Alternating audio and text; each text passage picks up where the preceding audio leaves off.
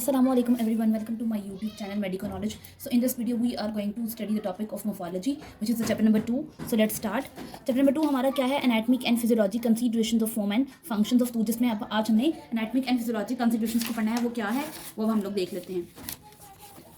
This is actually the chapter number 2, ठीक है, जिसमें ऑब्जेक्टिव्स क्या है कि हम periodontium, lobes, curves of Spee, axial positions, contact area, interproximal space, embrasures, line angles, ये जो है वो आज इंशाल्लाह इस वीडियो में हम लोग कवर करेंगे. So make sure to completely watch that video and don't forget to subscribe my channel.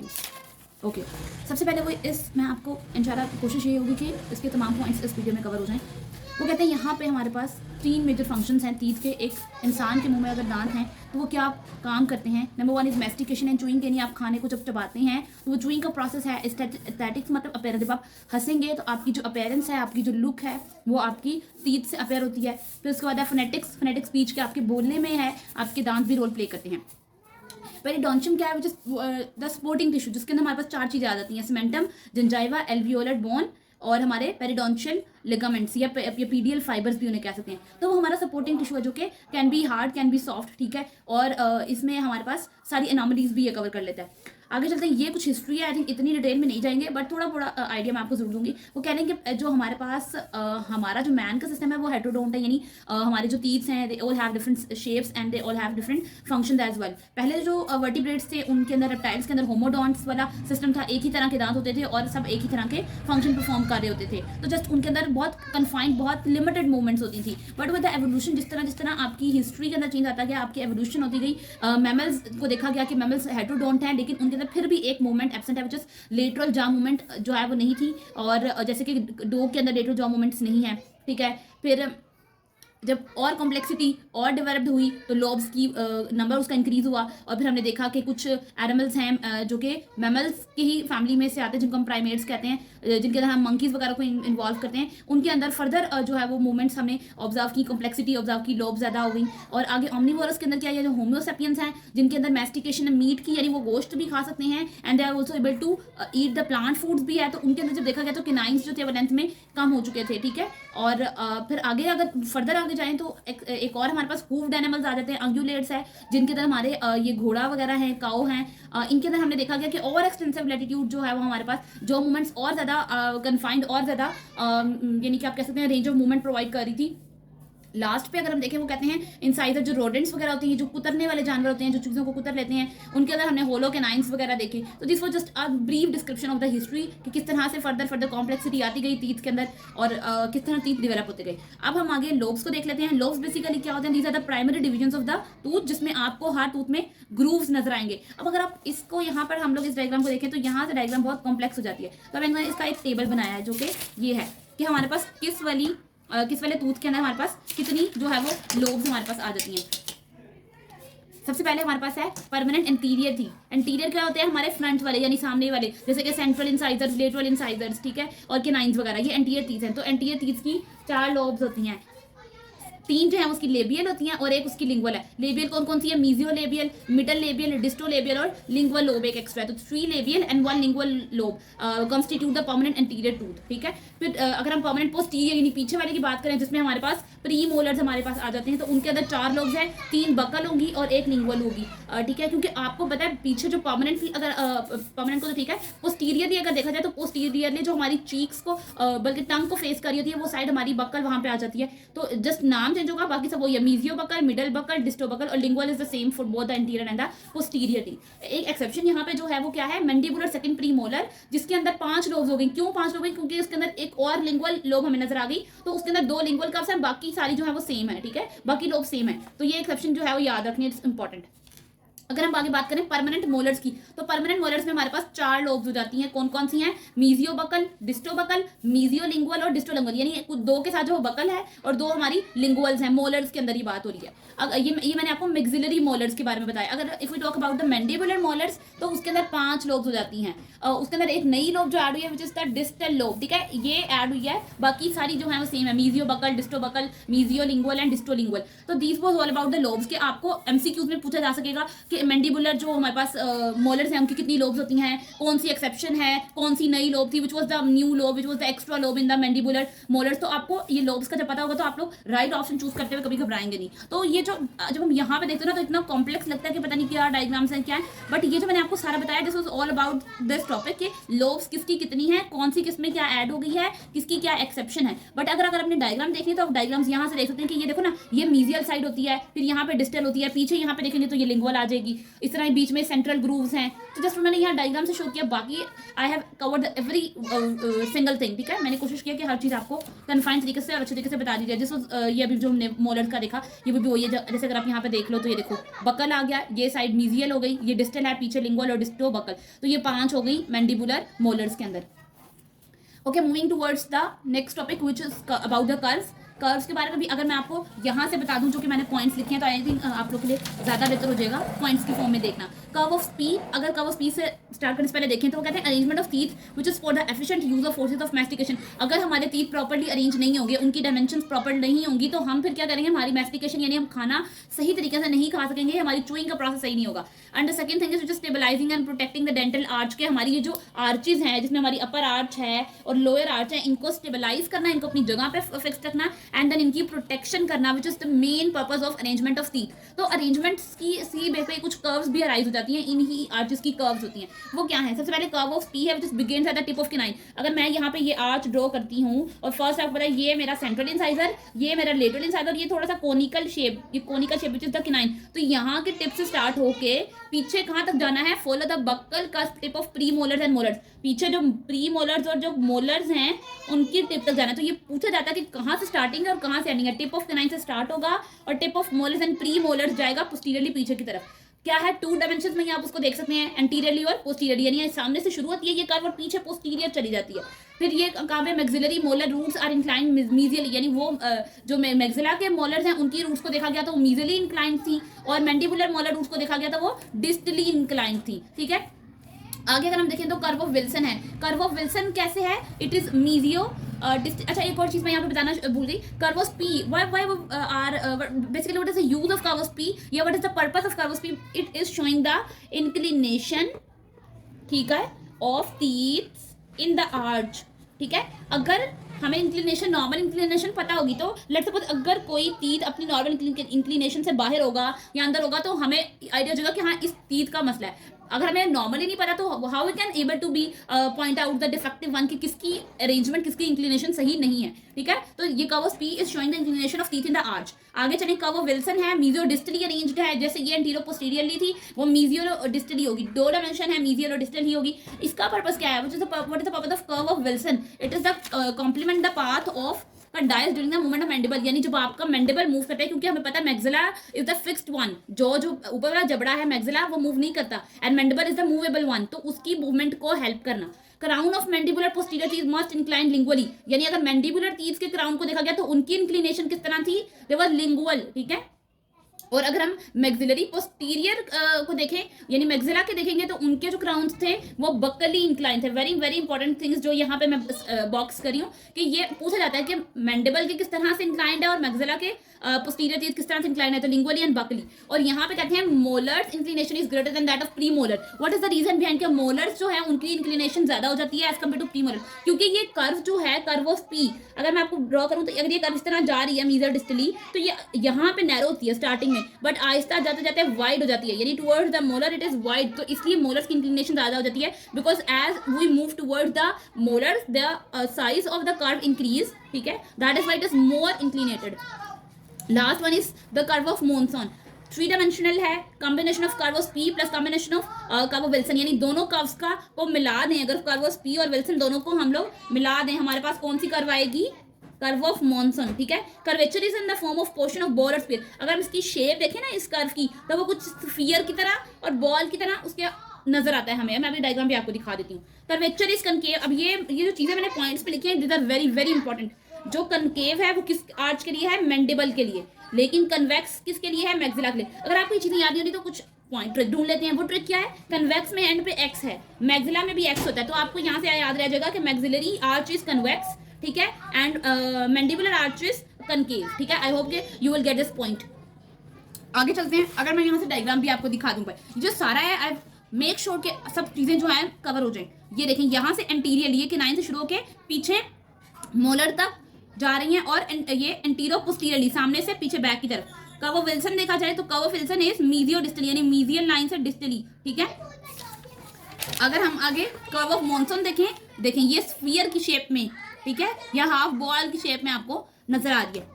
आगे देखते हैं दीज आर एक्सियल पोजीशंस। अब एक्सियल पोजीशंस का भी मैंने टेबल बनाया, बिकॉज जब हम इतना ज्यादा लिखा हुआ देखते हैं तो हम परेशान हो जाते हैं कि पता नहीं इसमें क्या लिखा हुआ है, बट जब आप उसको अच्छी तरह डीपली देखोगे ना तो आपको इजीली समझ आएगा। बल्कि मेरे इस टेबल से आपको आपकी हर चीज क्लियर हो जाएगी। यहाँ पे देखो, पहले हम मैक्सिला के देखेंगे, मैक्सिला के एंटीरियर टीथ, प्री मोलर्स और मोलर्स, फिर हम मैंडिबल के एंटीरियर टीथ, फिर प्री मोलर्स और मोलर्स। अब हम इनकी ना एक्सियल पोजीशंस दो ही हैं, ठीक है, जिनमें ये लोग अपनी इंक्लिनेशन शो करेंगे। एक है फेशियो लिंगुअल, एक है मीजियो डिस्टल, ठीक है। मैक्सिला के एंटीरियर टीथ जो हैं फेशियो लिंगुअल साइड पे, अच्छा ज्यादा जो है ना फेशियो लिंगुअल डायमेंशन में लिंगुअल साइड पे अपनी इंक्लिनेशन शो कर रहे हैं, अगर मैं आपको ज्यादा बताऊं तो। और डिस्टल मीजियो डिस्टल में ज्यादा अपनी डिस्टल साइड पे शो कर रहे हैं, ठीक है। कुछ एक दो चेंजेस हैं वो देख लेते हैं। मैक्सिला के एंटीरियर टीथ फेशियो लिंगुअल में लिंगुअल साइड पे, और यहाँ पे अगर मीजियो डिस्टल में देखा तो मीजियो डिस्टल में मीजियल साइड पे इंसाइजर होंगे और केनाइन जो होंगे वो थोड़ा सा डिस्टल होंगे। क्योंकि देखो ना, अगर मैं यहाँ से स्टार्ट करूँ तो यहाँ पे पहला हमारे पास सेंट्रल इंसाइजर, फिर लेटरल इंसाइजर, फिर थोड़ा सा केनाइन, तो केनाइन थोड़ा सा मिड लाइन से दूर होता जा रहा है, तो जब वो दूर हो रहा है तो हम इसको डिस्टली कह रहे हैं। फिर मैक्सिलरी प्री मोलर जो है वो लिंगुअल शो करेंगे फेशियो लिंगुअल में, और यहाँ पे डिस्टल। ये भी देखो ना, अगला केनाइन से नेक्स्ट जो है वो प्री मोलर ही होता है, तो प्री मोलर जो है वो फिर मिड लाइन से दूर है तो फिर वो डिस्टली अपनी इंक्लिनेशन शो कर रहा है। फिर मैक्सिलरी मोलर्स देखें, फेशियो लिंगुअल में देखें तो ज्यादातर लिंगुअल साइड पे है, और यहाँ पे देखें अगर मैक्सिलरी मोलर्स को, वो मॉडरेट, ज्यादा मीजियल नहीं है लेकिन मॉडरेटली मीजियल साइड पे अपने आप को शो करें। दिस वॉज मैक्सिलरी टीथ्स, ठीक है। अब मैंडिबुलर की बात कर लें, मैंडिबुलर के एंटीरियर टीथ्स भी लिंगुअली ही शो करेंगे, लेकिन उनके सेम एज द मैक्सिलरी के उनके इंसाइजर्स भी मीजियली हैं और उनके केनाइंस जो है वो डिस्टली हैं। इस तरह मैंडिबुलर प्रीमोलर्स में दो चीजें ये इंपॉर्टेंट है याद रखने वाली, क्या फर्स्ट प्रीमोलर हमें लिंगुअली नजर आता था और सेकंड प्रीमोलर हमें बक्कली नजर आ रहा है। और इसी तरह इसका जो हमारे पास अगर मीजियो डिस्टल में देखा जाएगा तो फिर ये क्योंकि मिड लाइन से दूर है तो डिस्टली हो जाएगा। फिर मैंडिबुलर मोलर जो है वो क्या है, बक्कली हैं। ये इंपॉर्टेंट है याद रखना क्योंकि काफी लिंगुअल थे। जस्ट ये एक हमारे पास आया मैंडिबुलर मोलर, ये बक्कली हैं, ठीक है। और ये भी क्योंकि मिड लाइन से दूरी होती हैं तो ये भी डिस्टली हो गए। तो ये जो टेबल है, ठीक है, ये this was showing all about the axial position जो कि यहाँ पे लिखी हुई है। जब आप रीड करोगे तो आपको यहाँ से सारा क्लियर हो जाएगा। आगे चलते हैं। क्राउन सरफेस फॉर्म के अंदर क्या है, क्राउन सरफेस फॉर्म हमारे पास तीन होती हैं, ट्रायंगुलर, ट्रेपीजोइडल और रोम्बोइडल। और अगर यहाँ पे हम लोग क्राउन सर्फेसिस की बात करें तो क्राउन सर्फेसिस की शेप्स बेसिकली तीन बताई जाती हैं यहाँ पे हमें, ट्रायंगुलर, ट्रेपीजोइडल एंड रोम्बोइडल। तो हम देख लेते हैं कौन सी सर्फेस की शेप किस तरह की होती है। अगर हम फेशियल और लिंगुअल एस्पेक्ट की बात करेंगे तो सारे परमानेंट टीथ वहाँ पे ट्रेपीजोइडल हैं हमारे पास, ठीक है। वो ट्रेपीजोइड बनाते हैं, जैसे कि ये शेप हमें नजर आ रही है, दिस इज अ ट्रेपीजोइड शेप। उसकी जो बेस है वो कौन बना रहा है, उसकी बेस बना रहा होता है हमारे पास इंसाइजल एज, और एपेक्स पे हमारे पास कौन है, सर्वाइकल एज। यहाँ पे जैसे कि लिखा हुआ है यहाँ पे the base of the trapezoid is formed by the incisal edge and the cervical represent the shorter parallel side जो basically apex है हमारे पास। और वो कह रहे हैं कि यही जो हमारे पास surfaces होती है ना, यही वाली मीन्स के ट्रेपीजोइडल, यही क्या बनाती है, इंटरप्रॉक्सिमल स्पेसेस एंड कॉन्टैक्ट एरियाज। सो अभी हम वीडियो में आगे देखेंगे कि इंटरप्रॉक्सिमल स्पेसेस क्या होती हैं और कॉन्टैक्ट एरियाज क्या होते हैं। आगे चलते हैं मीजियल और डिस्टल सर्फेसेस की। अगर हम एंटीरियर टीथ की बात करें कि एंटीरियर टीथ की मीजियल और डिस्टल सर्फेसेस में क्या है, तो वो हमें ट्रायंगुलर शेप की नजर आती है। और द बेस ऑफ ट्रायंगल है, ये जैसे मैंने ये बनाई, दिस इज द ट्रायंगल, इसकी जो बेस है वो सर्वाइकल एज बना रहा है और उसकी जो एपेक्स है हमारे पास वो इंसाइजल एज बना रहा है। अब वो कह रहे हैं कि यहाँ पे जो हमारे पास जो इनकी शेप है वो इनके फंक्शन के अकॉर्डिंगली है। जैसे कि उन्होंने कहा कि एपेक्स के ऊपर जो इंसाइजल एज है वो क्या करता है, वो टेयरिंग यानी कि तोड़ने में, बाइट करने में फूड को हेल्प करता है, जबकि जो वाइडर यानी कि वाइड ये जो सर्वाइकल में है ये स्ट्रेंथ देता है क्राउन को। फिर अगर हम बात करें कि मैक्सिलरी पोस्टीरियर टीथ क्या करते हैं, तो ये क्या इनकी क्या शेप होती है, तो वो ट्रेपीजोइडल है हमारे पास। और ये एज अ सेम ऊपर जैसे हमने कहा कि बेस जो है वो सर्वाइकल, और जो हमारे पास बकल और लिंगुअल साइड्स की जो है वो यानी कि ओक्लूजल की तरफ है। अब ये जो हमने कहा ये जो शेप इसकी ट्रेपीजोइडल है, ये क्या करती है, ये वेज फॉर्म प्रोवाइड करती है, किसके लिए, मैस्टिकेशन के लिए। और जो सेल्फ क्लीनिंग करनी होती है टीथ को साफ करना है, वो भी हेल्प हो जाती है इस शेप की वजह से।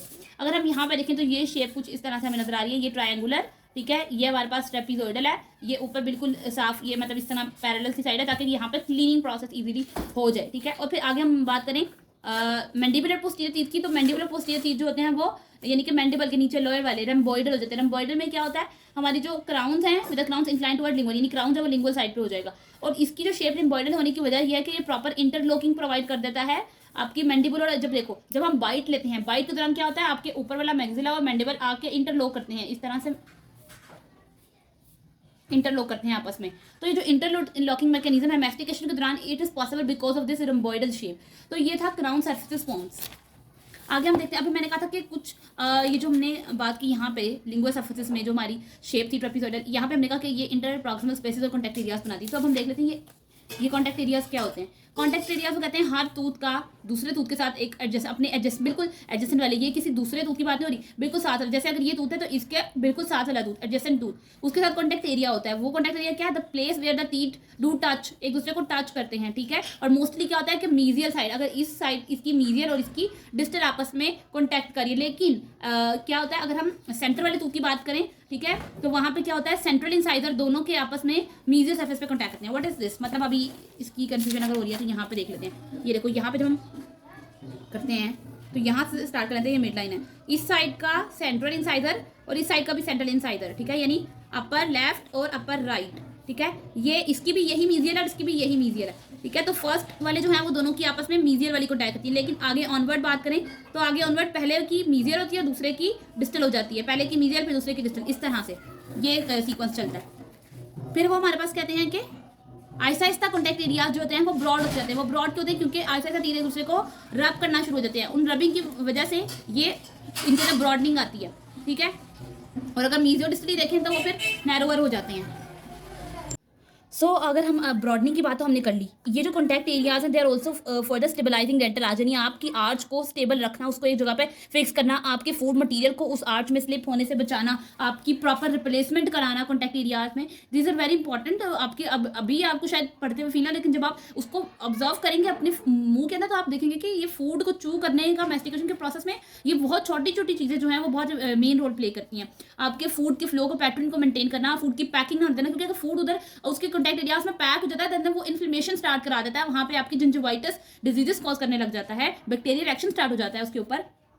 अगर हम देखें तो कॉन्टैक्ट एरिया जो है वो ज्यादा सर्वाइकली लोकेटेड है, कहां से, एंटीरियर से पोस्टीरियर, यानी देखो ये मिड लाइन है या एंटीरियर है ये, और एंटीरियर से पीछे जा रहा होता है, ठीक है, सर्वाइकल एज की तरफ, इंसाइजर एज से शुरू होता है तो पीछे पीछे सर्वाइकल एज पे शुरू होना, मतलब जाना शुरू हो जाता है। आगे बात करें distant contact area normally has more cervical location, यानी जो दूर है, जैसे देखो ना, एक अभी हमने क्राउन के अंदर भी देखा था, अगर टीथ ये मैं अब ड्रॉ करूं अगर, ठीक है, ये टीथ पोर्शन, तो ये उसका इंसाइजर एज है, ये मिडल थर्ड और ये सर्वाइकल, तो सर्वाइकल एज की तरफ जाना शुरू हो जाता है आपका कॉन्टैक्ट एरिया अगर आप पीछे मूव करते हैं। फिर उसके बाद है जो आहिस्ता आहिस्ता कॉन्टैक्ट एरिया उसका साइज इंक्रीज करता है, और एंटीरियर टीथ जो है उनके कॉन्टैक्ट एरिया ज्यादा सेंटर्ड की तरफ होते हैं और पोस्टीरियर टीथ के कॉन्टैक्ट एरिया बकली लोकेटेड ज्यादा होते हैं, ठीक है। ये कॉन्टैक्ट एरिया से ये अक्सर आ जाते होते हैं। उसके बाद आगे चलते हैं interproximal spaces. Interproximal spaces क्या है, एक क्लोज्ड स्पेस, आपके दो दांत, ये देखिए ये दो दांत, इनके दरमियान में एक triangular closed space between the adjacent teeth, ठीक है। आगे अगर हम देखें तो वो कहते हैं interproximal space is filled with the portion of periodontium which is known as gingival tissue, यानी वो हिस्सा जिसने पेरिडोंशियम को कवर किया हुआ है उसको हम कहेंगे जिंजाइवल टिश्यू, या अगर उसको और स्पेसिफिकली बात करें तो इंटरडेंटल पेपिला, यानी दो दांतों के दरमियान जो पेपिला का पोर्शन है वो है हमारे पास। फिर आगे हमें वो कहते हैं कि इसकी जो एल्वियोलर बोन है वो बेस बना रही है, ठीक है, और इसका फिर कॉन्टैक्ट एरिया जो है वो एपेक्स बना रहा है। ये क्या करता है, या इंटरप्रॉक्सिमल स्पेस क्या काम करती है या उसकी क्या इंपॉर्टेंस होती है, it helps in the self cleaning, यानी जो आपके अक्सर इन एरियाज में फूड फंसा है तो यहाँ से क्लीन हो जाता है वो फिर फूड, ठीक है, इस शेप से, ट्रायंगुलर जगह से। इनके और इसके दरमियान क्या डिफरेंस है, इम्ब्रेशर भी ट्रायंगुलर स्पेस ही है, लेकिन ये इंटरप्रॉक्सिमल स्पेस क्लोज्ड स्पेस है। और जबकि इम्ब्रेशर की बात करें तो इम्ब्रेशर ओपन स्पेस है, ये वाली जो स्पेस है ना यहाँ पे, ये भी ट्रायंगुलर ही है but this is open from outside, यानी डायरेक्ट कॉन्टेक्ट में है एनवायरमेंट के साथ, ठीक है। Proximal space of two adjacent teeth in the same arch where they diverge facially और लिंगुअली, जहाँ पे वो डाइवर्ज करते हैं, ठीक है। अगर आगे हम लोग देखें तो वो कहते हैं कि इनको इनके लोकेशन की बेस पे इनको नेम करते हैं हम। Cervical impression correspond to the interproximal space and is normally larger in area, यानी उसका area as compare to this closed space ज्यादा होता है। ये देखो ना, ये बाहर की जो ओपन स्पेस है इट हैज मोर एरिया, ठीक है, यही उन्होंने कहा है।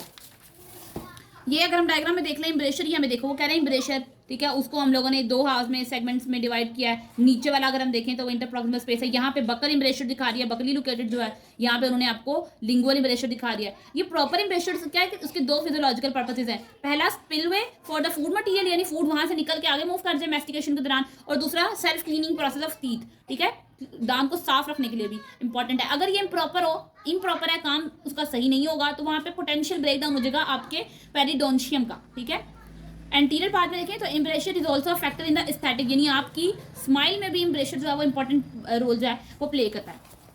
यहाँ पे अगर हम देखें तो ये वैसे इतना इंपॉर्टेंट नहीं है, लेकिन इंसाइजली इम्प्रेशन जो है वो इंक्रीज करते हैं और सर्वाइकली जो है वो डिक्रीज करते हैं। फेशियल लाइन एंगल क्या था? Line angles which are defined as the line और the angle created by the junction of two crown surfaces. दो क्राउन जहां पे मिले वहां पे जो एंगल क्रिएट हो रहा है वो लाइन एंगल है। ये देखो, ये वाला लाइन एंगल, ये लेबियल साइड का, ये भी लेबियल साइड का लाइन एंगल है, ठीक है। Facial and lingual heights of contour, height of contour जिसको हम क्रस्ट और कर्वेचर भी कहते हैं, वो क्या है? The greatest area of contour cervically on the facial and the lingual surface, यानी जितना फेशियल साइड पे या लिंगुअल साइड पे एरिया है सर्वाइकली लोकेटेड है, वो हमारे पास क्या? Height of contour. ये देखो ना, ये रहा, ये इसकी नॉर्मल हाइट है, ये करेक्ट कॉन्टोर है। अगर ये ओवर ज्यादा हो जाए तो ज्यादा, ये देखो ये नजर आ रहा है सर्वाइकल साइड पे ज्यादा कॉन्टोर हो गया, ओवर ये कम है बिल्कुल, ये देखो ये साथ ही लगा हुआ है, तो ये आपका अंडर कॉन्टोर है। तो ये भी आपकी जो है वो प्रॉपर फूड मैस्टिकेशन में मसला करते हैं अगर ओवर या लेस कंटोर हो जाए। फिर फेशियल सरफेस पे उन्होंने यही कहा कि height of contour all the posterior rear and interior teeth cervical third के आगे और पीछे दोनों वाले दांतों की सर्वाइकल थर्ड पे होती है।